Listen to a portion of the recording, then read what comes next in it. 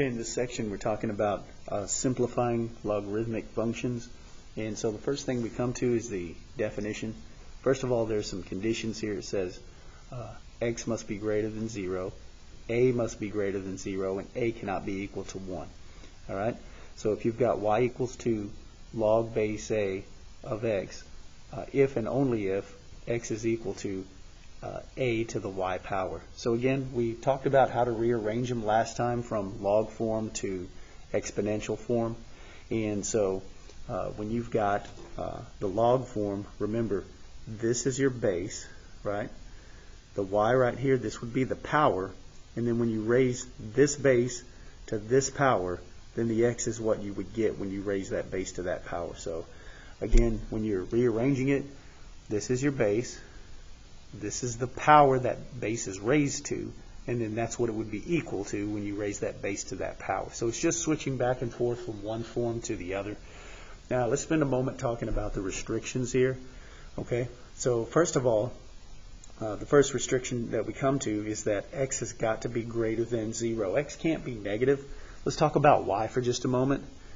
So suppose I had this, log base 3 of negative 9. Okay, so they're telling me that the x part, this number can't be negative. Well, why not? Okay, let's rearrange it and put it into exponential, to exponential form. All right, so that would be 3 raised up to some power, right, equals to negative 9. Okay, so the question is, what power can you raise 3 to get a negative 9? Well, if I square it, that's positive 9. That doesn't work. If I raise it to the negative 2 power, remember negative 2 would drop the exponent to the denominator, and so that would be 1 over 9. All right, so that wouldn't work. And so, again, there's no power that you can raise this to get to negative 9. All right, so it's undefined, and so that's the reason that this number here has got to be greater than 0, got to be a positive number. What about the next restriction? Why does a have to be greater than 0? All right, well, let's take a look at one like this. Suppose I have, let's see, something like this. Maybe y equals to negative 2 raised up to the x power. All right, raised up to the x power. Okay, so again, remember the a is my base. Right, and it's the base that has to be a positive number. Well, what if my base was a negative number here? Let's see what would happen. Okay, and suppose I were trying to take negative 2 and raise it up to the 1/2 power. Well, let's see what that would be equal to. So take my calculator here, and we can go negative 2. And let's raise that up to the, maybe I can go up to a fractional power. Yes, I can. So that would be raise it up to the 1/2 power. And then we can see there that that's undefined. And remember, the reason why that's the case is because the denominator in a power, that would be the root. So you would be taking the square root of negative 2. And of course you can't take the square root of negative number and have a defined answer. So that would be true for any even root. So 1/4 would be undefined, 1/6 would be undefined, and so on. Now, I mean, if I put 1/5, I could get an answer, right?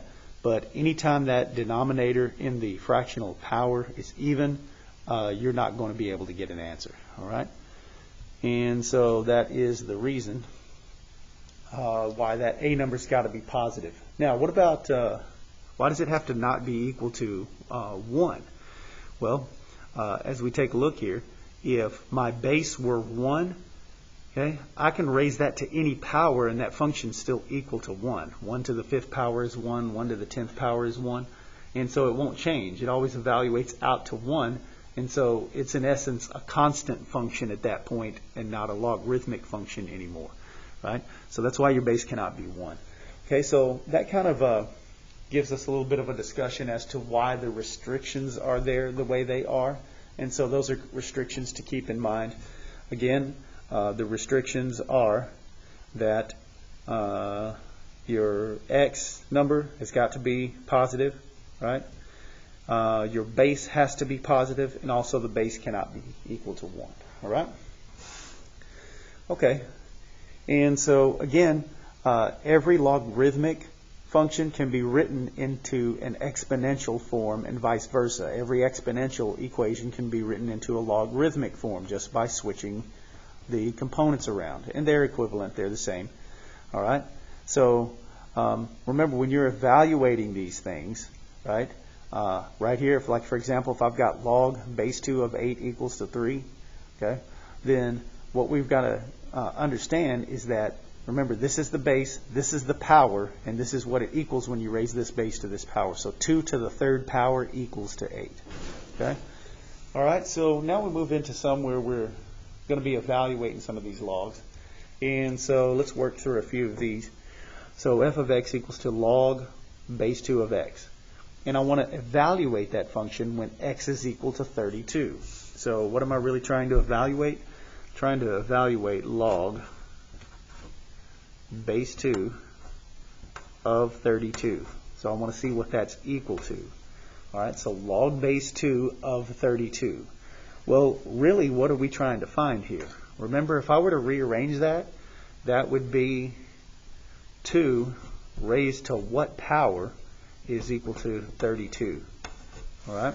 Because remember, this is the base, this is the exponent, and this is the number you get when you raise this base to this exponent. So I need to figure out 2 raised to what power to give me 32. Well, 2 raised up to the 5th power would give me 32. So log base 2 of 32 is equal to 5. And so, by the way, also, if you're not sure, you can evaluate any of these in the calculator that you want. So if I come up here, say I did this, well, I'm not sure if I got it correct or not. Go back into your calculator, and Desmos works just fine. You can just plug it in right here. So I'll go over to the functions. I'll go log base 2 of 32, and then it gives me 5. So you can always double check on your calculator if you're not sure. All right. The next one, okay, we want the log base 3 of x when x is 1. So what do I really want? I want log base 3 of 1. I want log base 3 of 1. So remember, rearrange it. What does that really mean? I want 3, I want 3 raised up to some power to be equal to 1. So 3 raised up to what power equals 1? That'd be 3 to the 0 power equals 1. Once again, double check it in your calculator if you need to.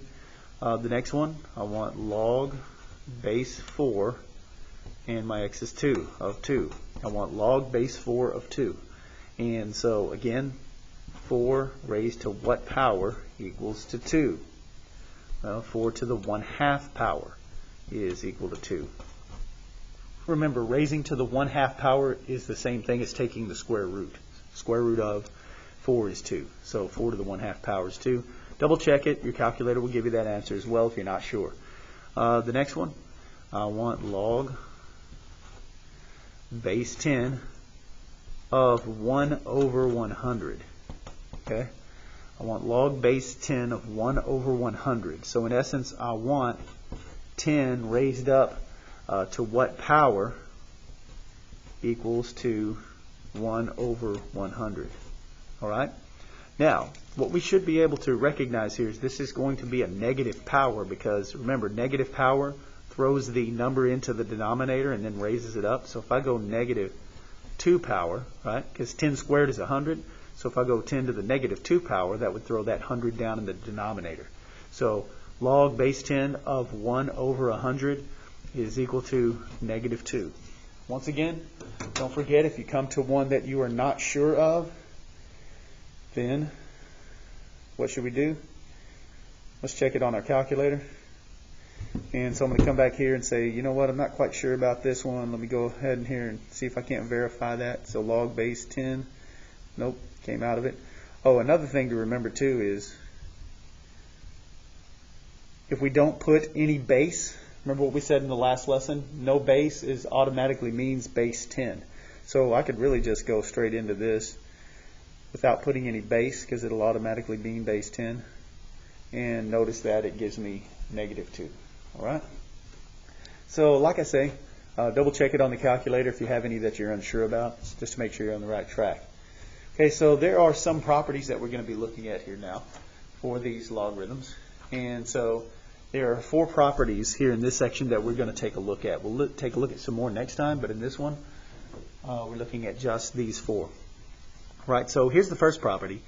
Log base A of 1 equals 0. Log base A of 1 equals 0. So log of base anything of 1 is equal to 0. Why is that? Because A raised up to the 0 power equals to 1. So log base 5 of 1 is 1. Log base 8 of 1, excuse me, I said that wrong. Log base 5 of 1 is 0. Log base 8 of 1 is 0. Log base 12 of 1 is 0. Whatever your base is, if it's of 1, then you know you've got that base raised to some power equals 1, and 0 is the only power that would give you that. Okay? Let's see. And remember, your base can't be 1, so you don't have to worry about that one. Okay, so the next one. Log base A of A equals 1. So if the base and this number are the same, then you know that evaluates out to 1. Why? Because A to the first power is equal to 1. A to the first power is, or excuse me, A to the first power is equal to itself.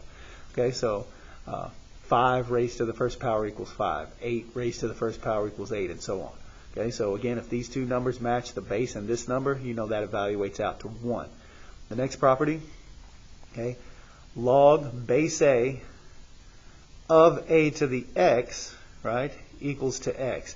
Log base A of A to the x equals to x. Because remember, what you're trying to ask yourself is, remember, this is the base. So A to what power equals A to the x power? Well, it'd be to the x power. So again, remember, when you rearrange it, it's A to what power equals A to the x power. Well, if it's A to the x power, then you're trying to figure out what power to make it equal. It's x. All right? And then likewise, doesn't matter which one you take first. So if I have A to the log A to the x power, then what's that going to be equal to? And once again, for the same reason, that's going to be equal to x, right? And so the thing to remember about this is log and exponent, they are inverses, right? So they'll undo each other. So if I have A to the x power, that's the x in the exponential function in the power. How do I undo that? How do I get x out of the power? Okay, I got to take the log of that base, all right, to get it out, because they're opposite. Same thing here. Like if I have log in my power right here, and then since this is exponential and this is log of x, and then I take the exponential of that, raise it up to a power, then log and exponential are opposites, and then the x will just drop out there. Okay? All right, so that's a property to remember. Remember, log and exponential, there are inverses, so they undo each other, in other words. Okay? All right, let's see what else we got. The fourth property, log base A of x equals log base A of y, then the x has to be equal to the y. Because if log base A, all right, some power gives it to be x, then you're raising up some power to be y. If those two things are equal to each other, right, then that means the x and the y has got to be the same, because that same number is going to raise it up to that power to create it. All right. So again, log base A of x is equal to log base A of y. Then that x and y has got to be equal to one another. Okay. All right. So let's take some of these properties now and try to apply them to some problems. So I've got an equation here. These two are asking me to solve for x, to figure out what the x is equal to. All right, so on this one I've got log base 2 of x equals log base 2 of 3. All right, so remember, okay, so what I've got here is I've got 2 to some power equals to 3, right? And here I've got 2 some power equals to x. Well, if these two things are the same, okay, then remember, look at property number 4 here. It says if log base A of x equals log base A of y, then the x has to be equal to the y. So if it's log bases of the same, then whatever's numbers here has got to be equal to each other. So in this case, my x is going to be equal to 3, and that's from the fourth property. Okay. What about the next one? I want to solve for x. So log base 4 of 4 equals x. So 4 raised to some power has got to be equal to 4. Well, remember, we already know that from property number 2 that x is going to be equal to 1. 4 to the first power equals to 4. Right? So we're trying to match these back up to the properties to kind of help us evaluate it. The next one, log base 5 of 5 to the x power. Log base 5 of 5 to the x power, what's that going to be equal to? So I'm simplifying this one. I'm not solving an equation this time. I'm trying to figure out what this is equal to. All right? And which in essence means you're still kind of trying to solve an equation because we're trying to figure out what the x is. All right? And so taking a look at this now, if I match this back to a property, that would match property number 3. Okay? So log base a of a to the x is equal to x, and so x would be my answer there. Okay? Because remember, 5 to what power equals 5 to the x power? X. So matching it back to the property. All right, so next one we look at, 7 raised to the log base 7 of 14. Once again, I can match that to property number 3. A to the log of base a of x power. Then remember, exponential and logarithmic are opposites, and then so that's just going to cause the 14 to drop out there. All right? Okay. And this one actually can be checked on the calculator, that third one, because there's no x in there. So let's check it out. So I'm going to go 7. Now we're going to raise that up to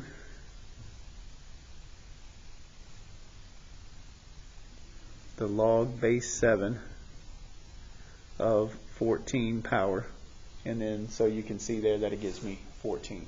And like I say, raising a number or taking the log of a number and then raising it to a power, again, opposite. All right, so that's why the 14 falls out of there. All right, a few more problems we want to take a look at here. And the next thing that we kind of come to is looking at the natural log function. We discussed it a little bit last time. Remember, natural log, okay, again, condition, x has got to be greater than 0. Okay, so we saw that in the other,